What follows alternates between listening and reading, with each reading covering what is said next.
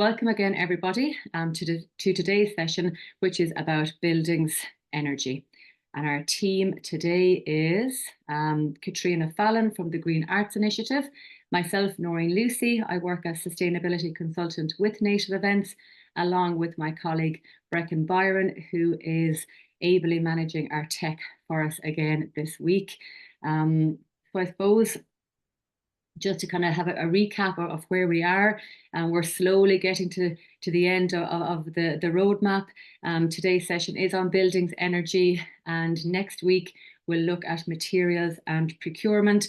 We'll take a bit of a break over the summer, and then in October we will focus on travel and transport. So we'll have a session on October 1st on audience travel, and then October 7th, travel and transport. But in September and October, we'll be running through the sessions for the Greenfield festivals as well.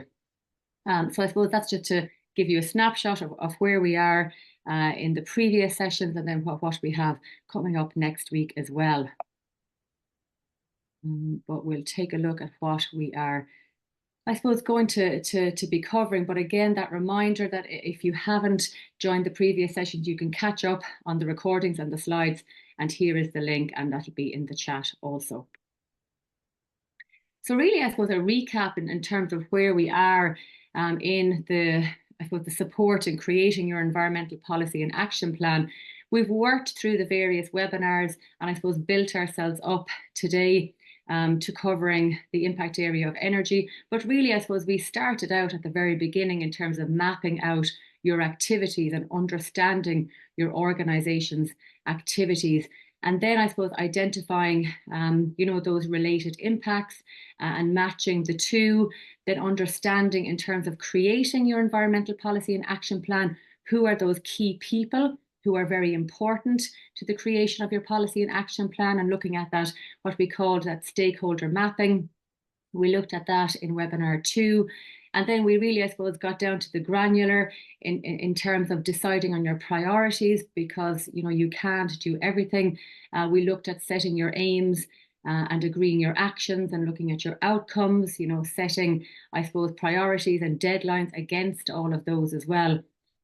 And then in webinar 5, we looked at measuring your impacts. And then one of those impact areas, of course, was energy, and today we're going to focus right down to buildings energy. So I suppose I would kindly ask you to maybe let us know how many of the training webinars you've attended so far. So we have done 5, albeit on the 18th of June, we did have 2 webinars. You might remember we had one in the morning and one in the afternoon, just to give us an idea, really, in terms of where we are. And of course, they're all recorded, so you can watch those at any stage. But it's great to see that some of you have attended all of the webinars. Thank you very much for that. You stuck with us. And really, there's been great attendance there, really, in terms of people attending 3 or more webinars. And it has been really wonderful to have so many people at the live webinars. And it's so hard to have engagement through the webinars, but we've been certainly delighted with the people that have attended and also with the feedback.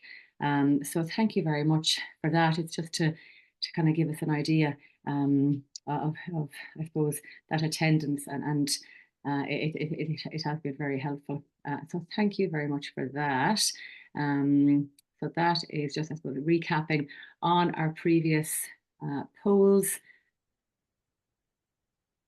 So yeah, we thought it might be at the last minute we've added in this slide, because for anybody who's been involved in climate activism, or actually any of you that have been maybe working to reduce your impacts, whether in your private lives or your work life, this is fantastic news this morning that the EPA has announced a 6.8% reduction in emissions in 2023. So that's, as many of you will know, that's probably that is the biggest reduction in greenhouse gas emissions in Ireland since we've started to measure them. So it's a really positive story. A lot of that came from energy. So in terms of what they call the decarbonisation of our electricity grid, more and more renewable energy going onto our grid instead of fossil fuels. But also farming played a big role, 4.6%, residential emissions, and even transport emissions, which are stubbornly high, have only increased by less than 1%. So all of that is very good news. So we just thought we'd share that with you as a really positive beginning to the webinar. And just in terms maybe of the focus of today's session. So really what we're looking at energy, and we're very conscious that it's a massive, big topic, energy. And maybe you might move on to the next slide, actually, Noreen. Yeah. We're sort of sharing the slide deck today. So yeah, it's such a big topic, and to try and squash what we'd like to pass on to you in 1 hour, slightly less than 1 hour, is a huge challenge, because we're very aware that arts organizations, those attending this session, and also those who might look at this as a recorded version in the time to come, that there are some organizations are big energy users, some are small energy users, some have control over their suppliers, some have access to their bills and their data, others have no control and no data. Some organizations have done a lot to work to reduce those emissions. They've really put a kind of plan in place or measures in place, whereas others are very much in the beginning of their journey. So there's a huge range of experience, and it's going to be difficult, obviously, to include all of that into one sort of 55 minutes of a webinar. But we just thought this might be a useful question. I think Noreen is going to ask you about this, to take part in this poll. Yeah, and I suppose it's as we were kind of sitting down to plan the session, we were very conscious of making this relevant for all organizations, and in understanding the situations that you're all in, and they're all different. Some of you are in large buildings, you have access to your energy bills, some of you don't, some of you are in shared buildings or a shared complex. So there's quite a lot of different, I suppose, situations for people. So we really try to, I suppose, gain an understanding of that. And just at the start of the session today, we wanted to pose that question, I suppose, just for us to really understand. And I can see there that, we do have organizations that are across all of those types of organizations in terms of where you are and what types of buildings you're in. So it's good to see that we have that mix, and that's important for us as well in terms of, I suppose, understanding that, but also ensuring that we are speaking to all of you today and acknowledging that you're all different. You all have different, I suppose, energy usage and consumption, but also access to energy. And I suppose your actions will all be different as well. So thank you very much for that, for filling out that poll for us again. And we'll move on here. So in terms of just recapping, in terms of what we'll cover today, I suppose what we really want you to get out of this session, we're focusing solely on energy as an impact area in your building. We'd like to look at how do you understand your energy emissions, look at tips on reducing your energy usage. We're going to use a 3-step approach. We'll speak about some supports and resources, and kind of like I said at the start, we're going to provide you with those in terms of those resources. We will reference some guides, such as the Creative Carbon Scotland, the work that they've done, Julie's Bicycle, and the Green Arts Initiative Ireland. In terms of funding, in terms of, I suppose, that funding in training and emissions reductions, the SEAI, the Sustainable Energy Authority of Ireland, really is, I suppose, that #1 funding resource, but we'll look at other funding and training resources as well. We're going to speak to you later on about, I suppose, an idea that we had in terms of peer-to-peer training, and get your thoughts on that in terms of maybe that further support for you, I suppose, in terms of connecting with your peers and learning best practices and sharing. We will, as we always do then, have a review of the training program and what's next, and then leave plenty of time for questions and answers at the end as well, hopefully. So what are the aims of the session? Well, the first is really to give you a very brief context. We're not going to focus on it too much, but a brief context as to how energy usage is contributing to climate change. We want to give you a grasp of how the Irish State's aims, what the Irish State's aims are to reduce the greenhouse gases associated with energy creation. And again, that'll be very brief.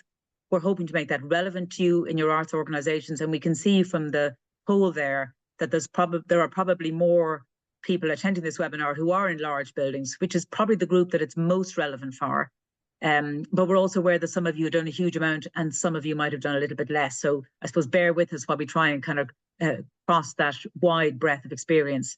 We're also going to give you tips and guidance for large and small organisations as to how you can use energy more efficiently and reduce its carbon density, and to identify topics for future peer-to-peer exchanges on energy. And when we say carbon density, again, what we mean by that is the amount of fossil fuels that went into creating that bit of energy. So, for example, when we talk about electricity and the carbon density of electricity, we're talking about how much fossil fuels versus renewables went to creating that electricity. So you hear that a lot, carbon density and the decarbonisation of the electricity grid. So that's really what we're talking about, the renewables versus fossil fuels in the electricity mix. Yeah, so I suppose what we wanted to do then was, I suppose, look at energy in the different ways that we use it.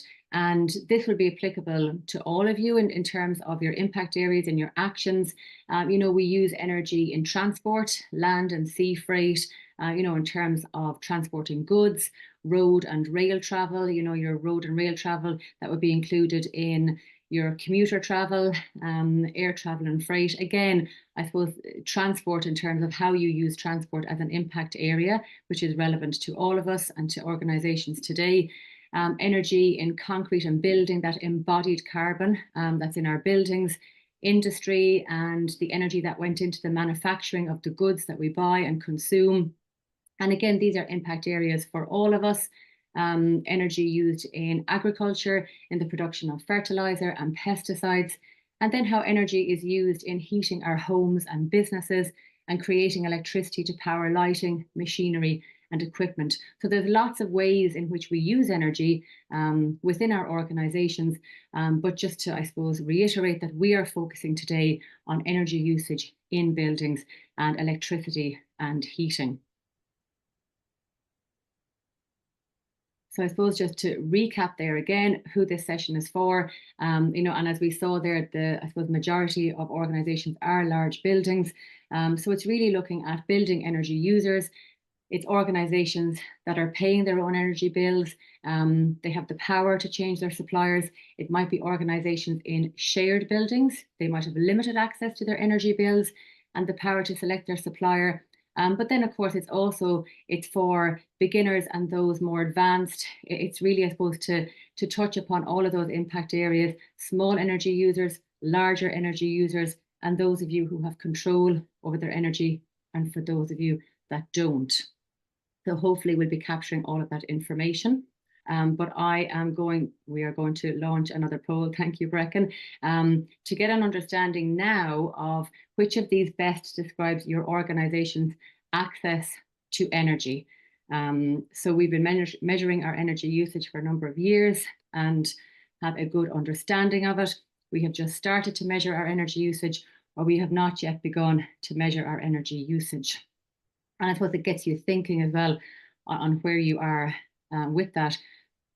So the majority have not begun to measure our energy usage.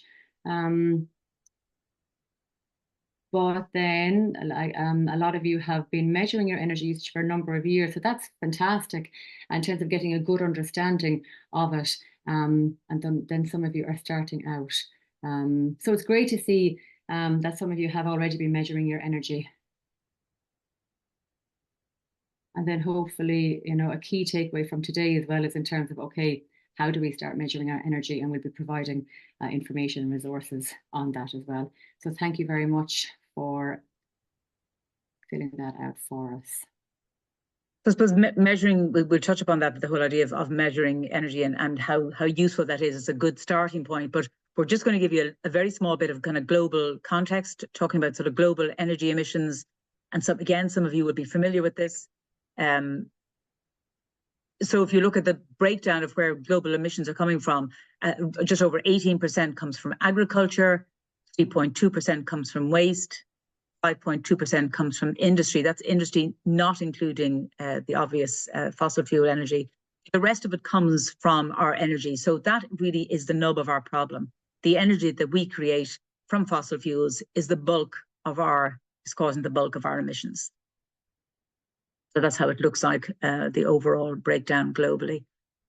So how does that work in terms of, if you're looking at fossil fuels and we're looking at renewables? So really many things contribute to climate change, but the key driver is that burning of fossil fuels. And in terms of the associated greenhouse gases, they rank kind of in the following order. So the worst, the one with the highest emission of greenhouse gas is actually turf.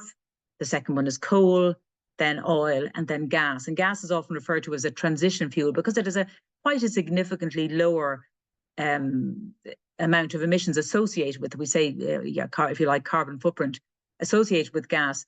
But it still nonetheless is contributing significantly to the overall emissions. And increasingly, studies are saying, there are a lot of complications associated with the extraction of gas, things like flaring and so on, that really mean that it's not really any less damaging than oil in many ways. So those are the kind of dirty fuels, if you like. And when we talk about an alternative to those dirty energy sources, we're looking at that whole shift to renewable energy. And some examples of that would be solar power. You'll often hear about PV, photovoltaic panels. Those are solar panels. So they basically, what they do is they capture the energy of the sun, and using a bit of technology through an inverter, they convert that energy into electricity that we can use in our homes and our businesses. A very popular form, particularly for domestic settings. Hydro. So hydro is obviously connected to water. So that's when technology that captures the energy in water when it's moving fast and converts it into electricity. Wind, which is probably the one that we're most familiar with and the one that where most of our renewable energy in Ireland is coming from. So again, wind turbines, by their movement, capture energy, and that energy is converted into electricity and put onto our grid. And then geothermal is another renewable energy source. We're extracting energy from the heat in the ground.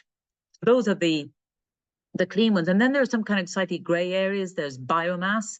Biomass is recognised by the EU as a source of renewable energy, so it is technically renewable, but there are issues connected to its production, including land use and transport. And biomass really is anything that we grow and burn. So that could be, we'd be very familiar with the idea of burning wood. So trees grow, capture the carbon while they're growing, we cut them down, and when we burn them, that releases the carbon. So they're described as carbon neutral because they basically store energy while they're growing and release it when they're burnt. If they're not burnt, they're used in pieces of furniture and so on, they still hold on to that energy. So that's worth remembering. And also biomass can come from other things, like, for example, there are other stocks that are used in other countries, but here it would largely be wood. There's biogas or biomethane.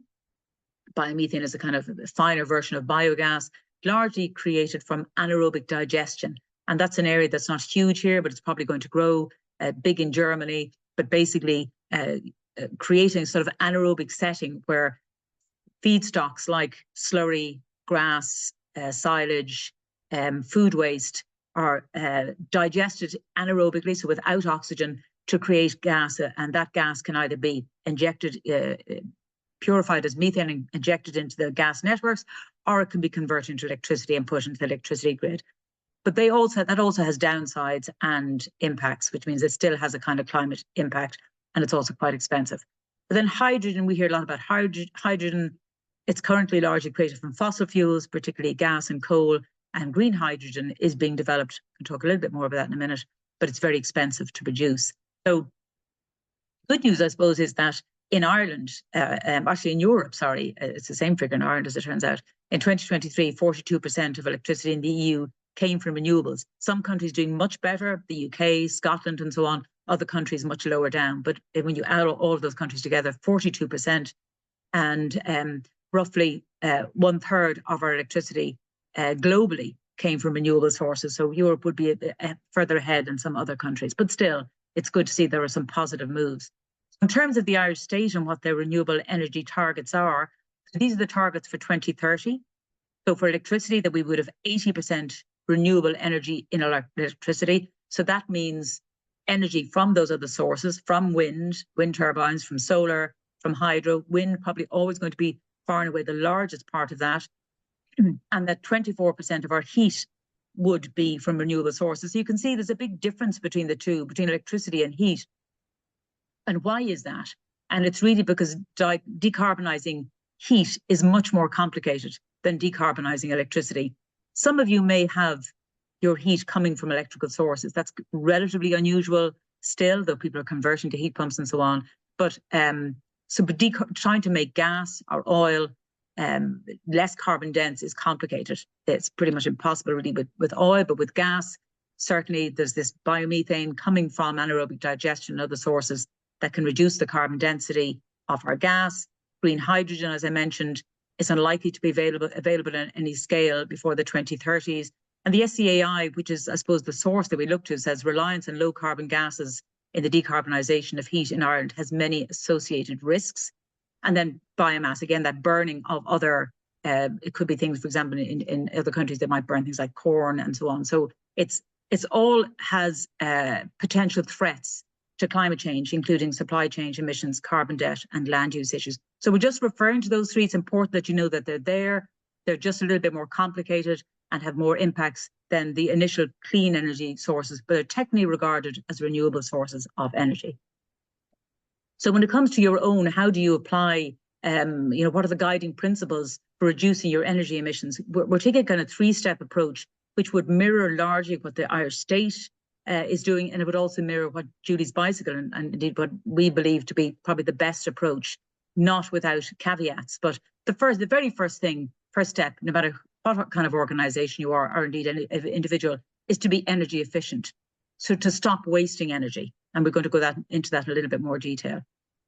So that could be from very small things like behavioural change up to things, the obvious things like using more efficient equipment, but basically everything being much more efficient, including the fabric of our buildings.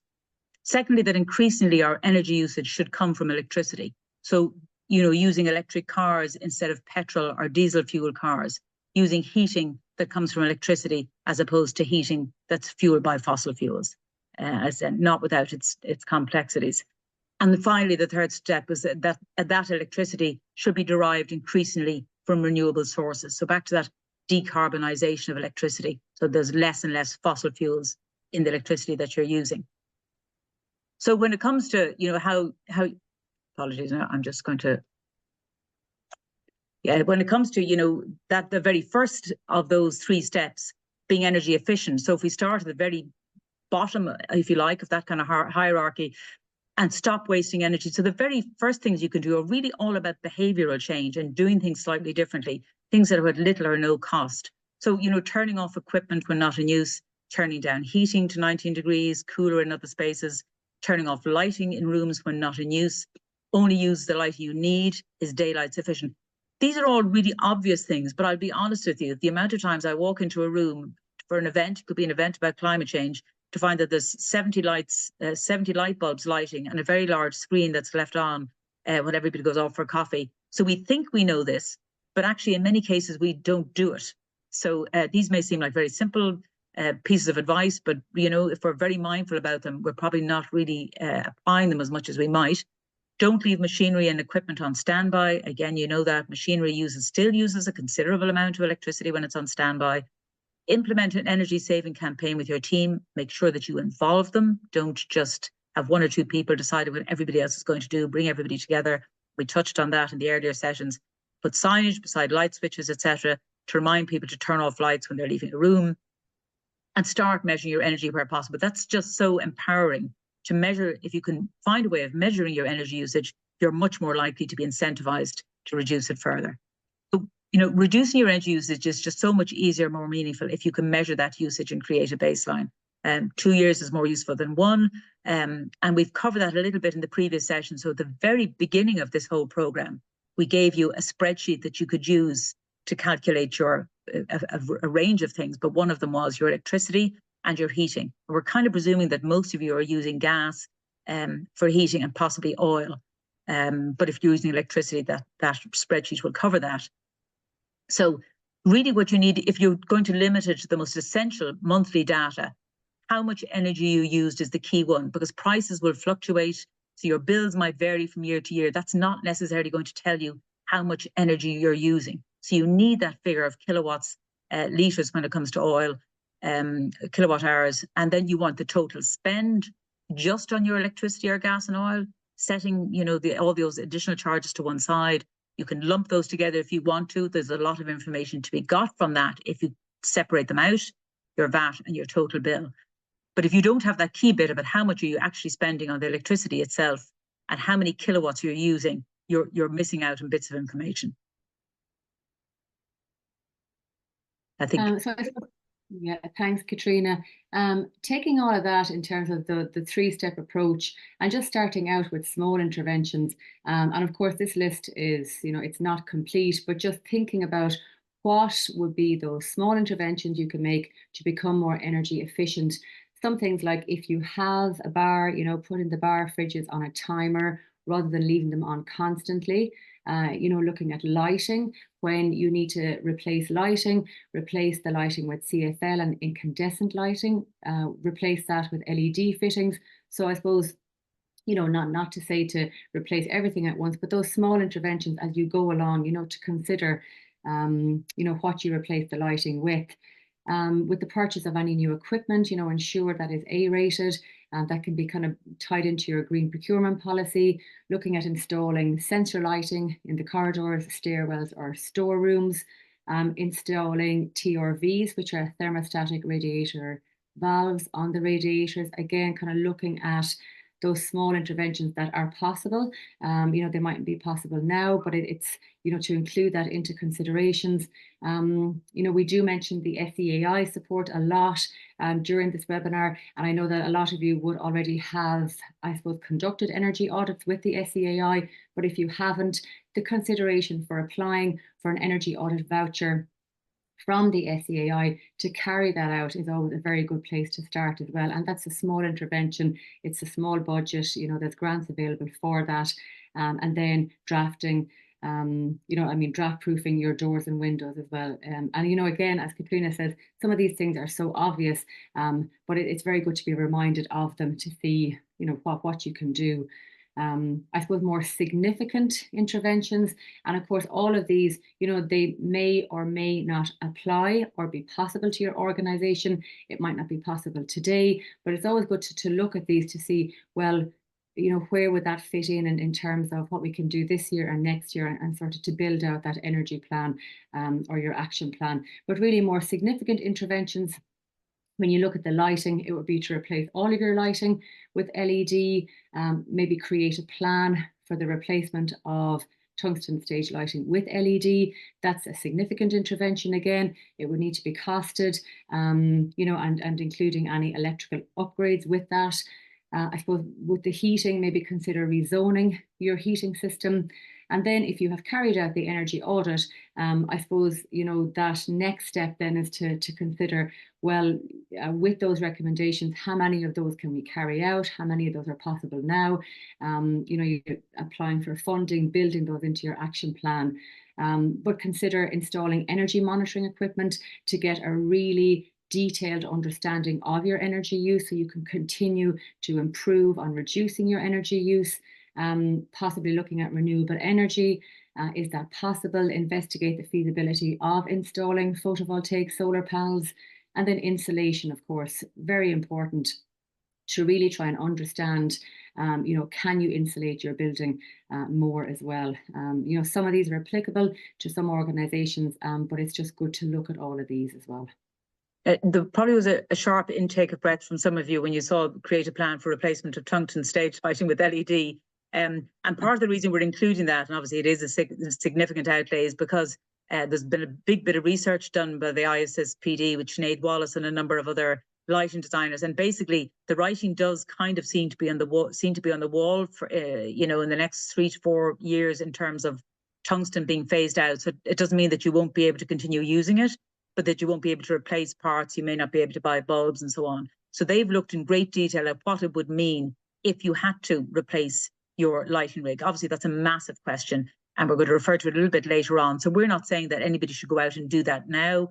Many of you will already have elements of LED on your lighting rig, LED lamps, but it looks like that is going to become a more critical issue. We have a kind of derogation, I think, from the EU, but eventually they will be phased out, and we all kind of need to face up to what that is going to look like for arts organisations.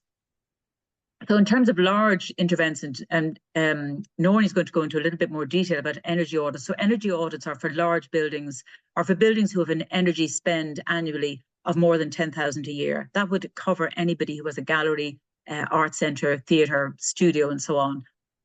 So there would be a whole range of recommendations in the energy audit, which, as Noreen said, quite a few people have already undertaken.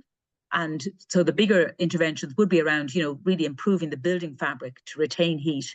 And some of those could be quite significant, doing any kind of big retrofit on a large, complicated arts building, including looking at insulation, draft proofing, triple glazing, air tightness measures. So that would be the kind of the advanced stage of implementing that audit. Looking at installing an alternative heating system, such as a heat pump, or connecting to a district heating system, which uses heat recovery as an energy source.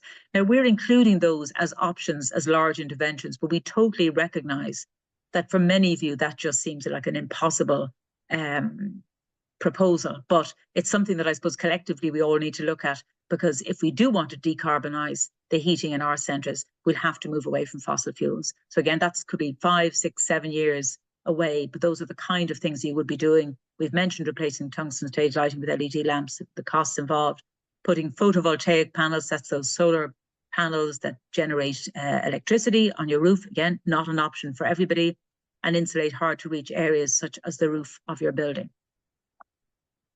So I think we have one more poll, Noreen, just to keep everybody on their toes. Katrina. Thanks very much. We've more polls in this session, but just out of curiosity, do you have a smart meter? Yes, no, I have no idea, or we have no access to our electricity meter. So we just wanted to. Yeah, that's interesting because, as I had understood that, I didn't think many businesses had smart meters yet, but when I went to investigate a little bit, there was a commitment from the ESB networks that all businesses, as well as domestic dwellings, will have smart meters by the end of 2024. I don't know any business that has a smart meter, but I was fascinated to find out if any of you do, because obviously that changes things dramatically. Having a smart meter gives the organisation, but they would still need access to that information, but it gives somebody very granular detail about their electricity usage, which is the kind of information that you have, that you can get access to in your domestic setting. I'm sure most of you would have smart meters at home already. So yeah, just interesting to see that only one business has one, only one of you has a smart meter. Yeah, okay, great. Thank you very much. Also interesting that a lot of people don't know, and I'm sympathetic to that. Yeah. Okay.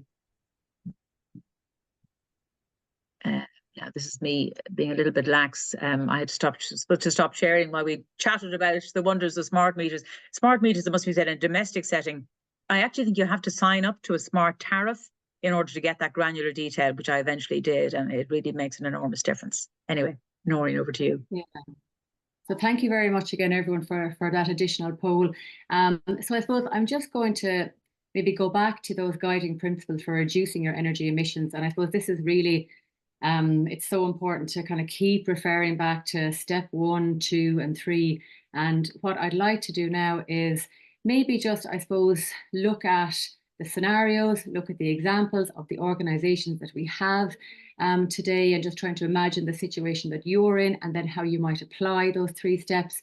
But possibly you're an organization that is based in a large building. You have control over your suppliers for both electricity and heating. You're receiving monthly bills which itemize your expenditure and usage. So that might be some of you today. Some of you might be based in a large building, but it might be owned by your local authority. You may or may not have your own electricity meter. You will have no control over selecting your suppliers for either electricity or heating, and the bills for your energy usage are not sent to you, but rather sent directly to your local authority for payment. That might be some of you today. And then if you're an organisation who's based in a space or an office, and that's in a shared building or a larger complex. So the cost of your heating and electricity is included in your rental agreement with your landlord. So therefore, you've no idea what your energy usage might be, and your landlord might not be able to provide that information either. So I suppose the first example in terms of being in a large building with control over your energy supplier, I suppose, what can you do? Like, what can you do after this session in terms of thinking about that energy reduction? Really, I suppose, looking at actions that don't cost anything and that are more behavioural actions. If you have not done so already, you could look at applying for an energy audit voucher from the SEAI. I suppose with access to your bills, you can start to analyze those more to understand your consumption patterns. Maybe start thinking about optimizing the usage of energy efficient appliances and equipment, and just becoming more aware of the appliances and equipment in your building. That behavioral change piece in terms of promoting energy awareness within your team, your audience, your visitors, maybe using more energy reduction signage. And then, if you have control over your bills, then, looking at signing up for a green electricity tariff. I suppose the low to medium cost actions that you could take is conducting that energy audit, possibly looking at installing energy monitoring devices and systems. And I suppose this is, there's a little bit of repetition in terms of what we have gone through already, but this is now how we're applying those actions to your situations. Again, looking at replacing lighting with LED lighting, looking at the possibility of installing light motion sensors. Again, reviewing the possibility of installing renewable energy systems such as solar PV. And then I suppose that high cost, we talk about improving the fabric of your building, and maybe looking at putting in a new building management system, BMS, or if you have one already, just really trying to understand, how does it work? How can we optimize it? How can you work with an engineer to really understand, are you maximizing your BMS?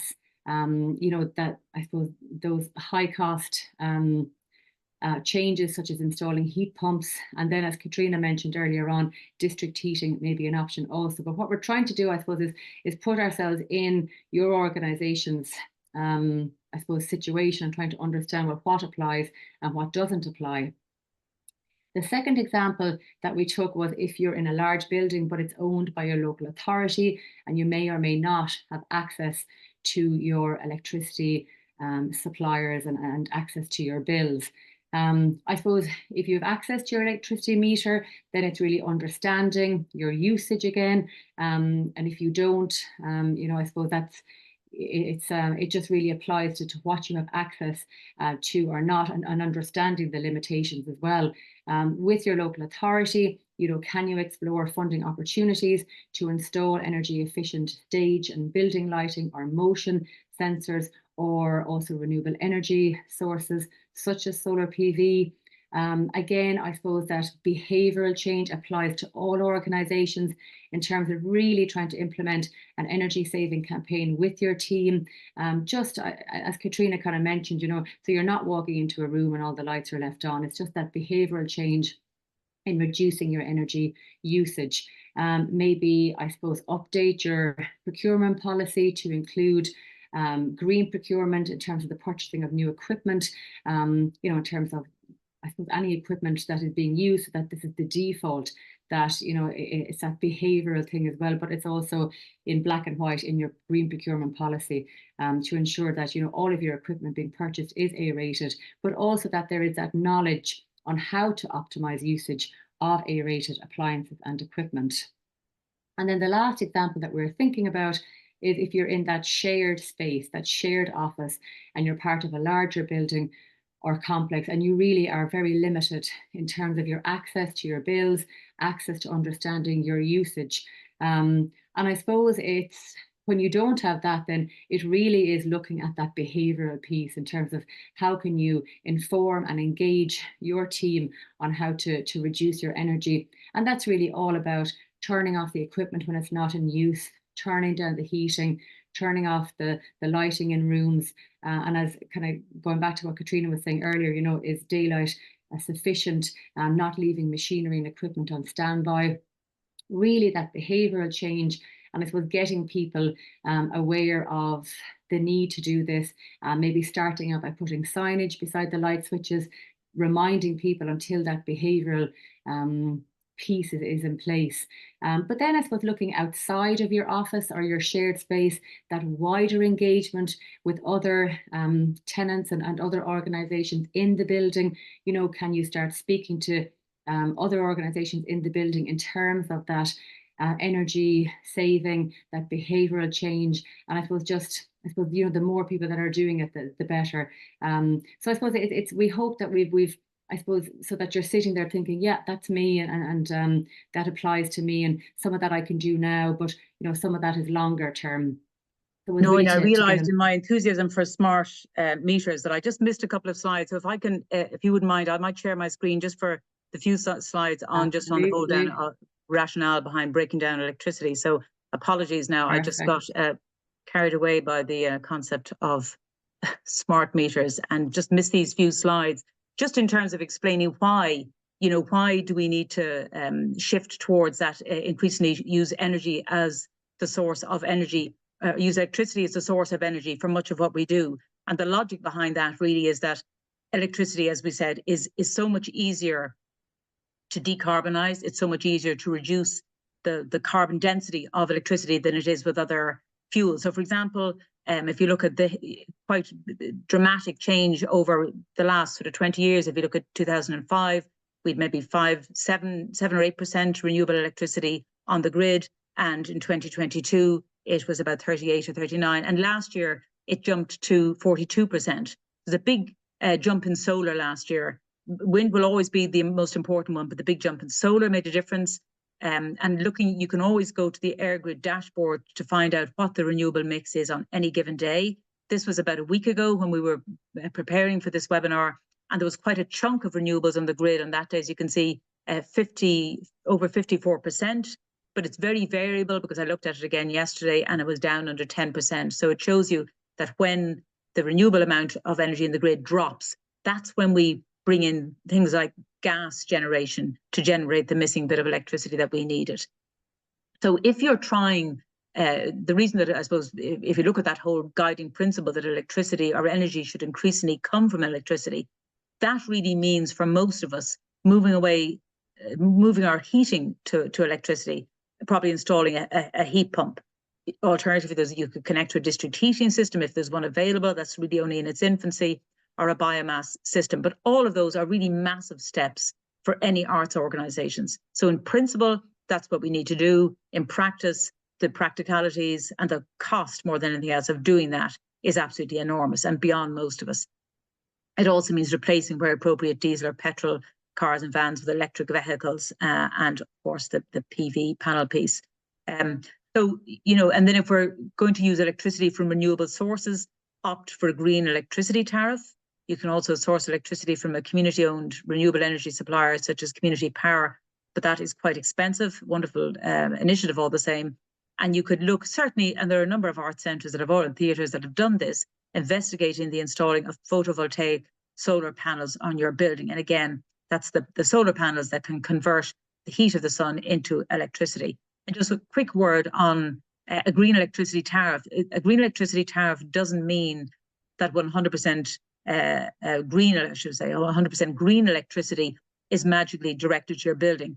All electricity on the grid has the same amount of renewables, but it does mean that you have tasked your supplier and they are committed to supplying that amount of renewable energy to the grid. So it constantly pushes up the demand for renewable electricity, which all contributes to making the grid a greener energy source. So apologies now, Noreen, for I realised, as I say, that I'd jumped ahead. Back to you. I know you're going to talk about some of the supports and both in terms of training and funding that is available, and particularly through the SEAI, which is the state's agency for renewable energy.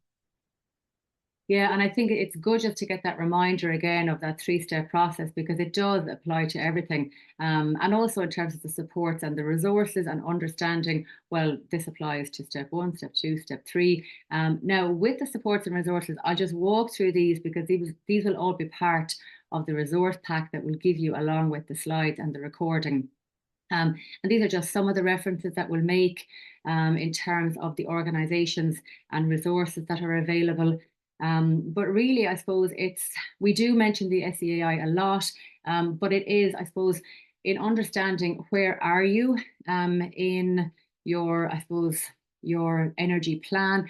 Some of you, and as we can see from the polls, and that's why the polls were so important today, was to really understand, well, where are you? Are you just starting out in understanding your energy usage? If you are, then the Energy Academy at the SEAI is a very helpful resource. You might be I suppose starting to develop your energy action plan, and not, I suppose, your action plan where energy is an impact area, maybe looking at completing an energy audit. So I suppose in terms of where you are and what stage you're at, then there is something for everyone from the SEAI, and that's kind of why we keep mentioning it, because it's a great place to start or to engage with in terms of where you are and what level of support you need. We might just mention a few of them, but really, this will all be included in the resources we'll give you. But maybe starting out to understand your energy usage, what their e-learning platform is very useful. They cover all these different topics in terms of, your business energy efficiency, office energy efficiency, your lighting efficiency, renewable heat, introduction to solar PV. I suppose there's so many different impact areas there, but within the building energy impact area, there's a lot there in terms of that learning. You might be, I suppose, starting to create, when you're creating your action plan and looking at, well, what actions do I need to implement to reduce energy? This is a great resource as well. I suppose some of it would be applicable, and we're not saying that you have to follow all of that, because it's just, I suppose, to see how you might start creating that action plan. They have guides and workbooks, and it's a useful process to go through in terms of understanding your energy actions a little bit more. We've spoken a lot about completing an energy audit. We know that so many of you have done that already. If you haven't, it's a really good place to start in terms of understanding that baseline that Katrina spoke about. The energy audit process. This is, I suppose, just the example of the process that SEAI start with, but it's very well laid out, and it really is, to get that energy audit done gives you such a good example of where you are with your business, with your energy usage, your baseline, and what can be done. And you can, take what you want from that in terms of what is applicable or what is achievable. Katrina, I might get you to talk about the solar PV piece. Yeah, and just obviously some of those supports are aimed at large, big energy users, because that's the sort of the most impact is there. And in terms of the energy audit voucher, it's technically free in the sense that you apply for the voucher. It's usually to the value of €2,000, and that generally covers the cost of an energy audit for most organisations. Unless you're very, very large and complex, you won't need to add anything to that. But PV, because PV photovoltaic panels, again, generally, converting that solar energy into electricity is definitely an option for some organisations. And most arts organisations will have three-phase electricity, which means they can avail of larger arrays of panels. So this is one, the non-domestic microgen or microgeneration scheme. So this would be for those slightly larger. This would be not untypical, for example, with farmers, where you might put an array of maybe 40 or 50 panels on a roof. And rather than with most domestic settings, you use as much as you can. And if you feed electricity back to the grid, the state will reimburse you for up to 30% of what you generate, but not more than that. For this microgeneration scheme, there's a set fee that you get per kilowatt for every kilowatt of electricity that you send into the grid. So it's a slightly different setup, and it might be relevant to arts organisations who may not necessarily use all that electricity if it's generated during the day, or theatres even more so. So it's just something worth considering. And I think then the next slide, I just thought this was an example of how, visually something can make a difference. So this is the school near where I live in West Kerry. I'm the chairperson of the board, and we decided we'd go for it. It was a fantastic offering from the state that they would supply every primary school in the country with up to 6 kilowatts of PV panels if they applied for it, which we did. We got them, they're put up on the roof. Prior to that, there had been a small system, a 2 kilowatt system. There was no display panel connected to that. Nobody knew how much electricity was being generated. I'd asked a few times, but this was transformative, because with this new 6 kilowatt system, there's a screen about 2 feet by 18 inches in the foyer, in the lobby of the school. And it has, sorry for the quality of the photograph, but it shows exactly how much electricity is being generated at any given time and how much is being drawn down from the grid. And this prompted the teacher, the principal, to go around the school trying to find out why they were using 2.5 kilowatts of electricity. They were using 5 kilowatts of electricity when all the children were outside on a sports day. So what I'm saying is really that's one of the big benefits to PV, is that you will have some kind of a display area like this, which visually represents your energy usage to everybody in your building, whether they are parents, pupils, teachers, and so on. So it's very motivating. So, and that's true of anybody who has PV panels in their home. They will find the same thing. So, yeah, just, I suppose, an example of how PV panels really can motivate people to do more. Back to you, Noreen. Yeah, something that we wanted to mention as well, that was due to be launched this year, was the non-domestic retrofit scheme. Now we were trying to find out if it has launched or not. Possibly not yet, but this is actually something good to look at in terms of retrofitting. Now, of course, I know a lot of organizations will say, there's grants up to 50% and 30%, and it's challenging to match that. But I think this is, I suppose, a good one to keep an eye out for if you're at that stage of retrofitting. Again, I suppose we won't dwell on any of these. We just wanted to mention possibly the relevant ones to you today. But of course, they're all part of the resources. So the SEAI, hugely important, but also then the local enterprise office. You have grants such as the Green for Business, that there's criteria there in terms of who would be applicable for that. And then, you have the process there in terms of the application. It's not complicated. It's quite a good one to consider if, I suppose you feel that you could benefit from having somebody come in and I suppose sit down with you in terms of looking at your organization, and they give recommendations on, specific changes which you can implement. That's a nice one with Leo. Another one that the local enterprise office have is the energy efficiency grant. Again, there's different criteria. It differs to the grants that SEAI is offering. I suppose it depends on what stage your organization is at. But there's plenty of information on the local enterprise office in terms of these other supports they have, such as Green Starts, Climate Toolkit for Business, the support scheme for renewable heat, and then the Climate Ready Academy. So I suppose some of them will be applicable. So it's always worth to keep an eye out for what's happening. And then, of course, we want to mention the Cultural Capital Scheme, Stream E. The primary focus of this scheme is the refurbishment and enhancement of the existing stock of arts and culture facilities. So you might take a look at that as well. We'll include that in the resources. But really, I suppose it's looking at grants of up to 20,000 being made available, and then grants of up to 50,000. So I suppose there's different percentages of funding, there's different requirements, but certainly we'd like to say to maybe take a look at that and keep informed on that as well. I thought a quick case study, we just wanted to give an example of the Photo Museum Ireland, which undertook an energy audit.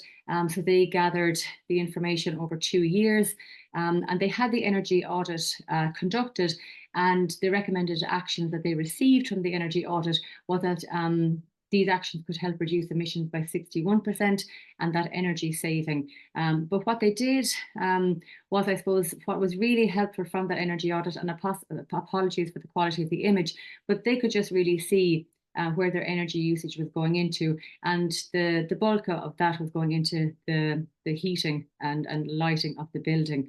But what they did was, what was interesting, was that they applied for the Green for Micro grant. They gathered all the information, they had their energy audit, they could understand their carbon footprint, and from all of that, they could identify the opportunities with the biggest impacts, including energy saving actions. So I suppose the energy saving actions were that, I suppose, they could look at solar panels on the roof, look at the LED lighting upgrade, putting in lighting sensors, and then air temperature sensors. But what they did was they, I suppose, focused on the behavioral change. All the staff completed, I suppose, sustainability awareness courses. They did reduce their electricity consumption by 10% in 2023 and their gas consumption by 35%. They upgraded 20% of their lighting to LED. They had air temperature sensors installed. And now they're, I suppose, progressing in terms of preparing applications for those bigger energy upgrades. So it's just good to see an example of an organisation that went through the energy audit and identified opportunities and put these actions into place. Yeah, we're not going to linger on this, but again, I mentioned earlier on Sinead Wallace and the members of the ISPD and the work they've done on tungsten to LED transition.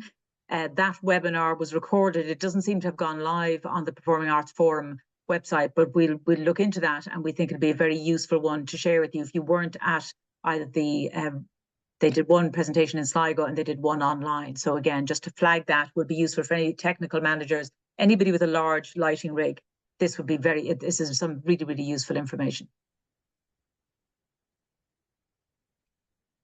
So the final thing we're looking at really is that, you know, we're very conscious that this is such a massive area, and that it's very difficult to give the kind of information that would be relevant to everybody, because people are coming from so many different kinds of buildings, from different levels of experience, from having been in different places along that journey. So we thought it would be useful to create a few peer-to-peer sessions, because that was one thing that came through very loud and clear when we were doing the consultation process earlier this year, that peer-to-peer learnings would be really useful. So we've two kind of polls to ask you. One is, what would you like to speak to other organisations about? You know, there may be key topics. It could be around energy audits. It could be about insulation. Quite a few people have installed PV panels and they're now beginning to understand the benefits of those. It could be around LED lighting. So we've listed a whole selection of them there. We'd suggest that hopefully in that poll you might pick 3 or 4. I'm not sure exactly how it's set up. So that's the first poll. What are the topics that you would like to hear? So really it's hoping that other organisations who have more experience or further along, that they might share their experiences with you. Again, could be energy audits, could be building insulation.